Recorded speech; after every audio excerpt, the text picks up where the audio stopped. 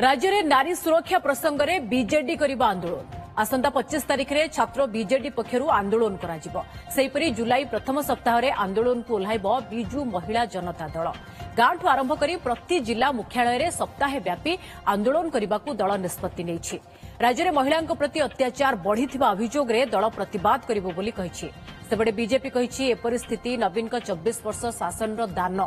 जो माने सेतबळे महिला विरोधी अपराध रे दायी से माने एबे डाहाणी होई लागुछंती एवं गुणिया होई झाड़ुछंती बोली बीजेपी कही।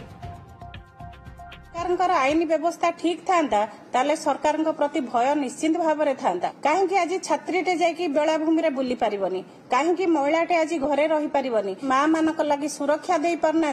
ताले सरकार को भली भाव में 5 वर्ष काटिबे सेटा आगामी समय निश्चिंत भाव में कहबो। जहां आज ओडिसा रे हेछि ये उत्तराधिकारी सूत्र रे नवीन पट्टनायक 24 वर्षर दान ताकू से माने भूली जिबा उचित नुहे से निजे निजको प्रश्न करंतु प्रकृत रे ए आंदोलन ठीक ना आंदोलन भूल।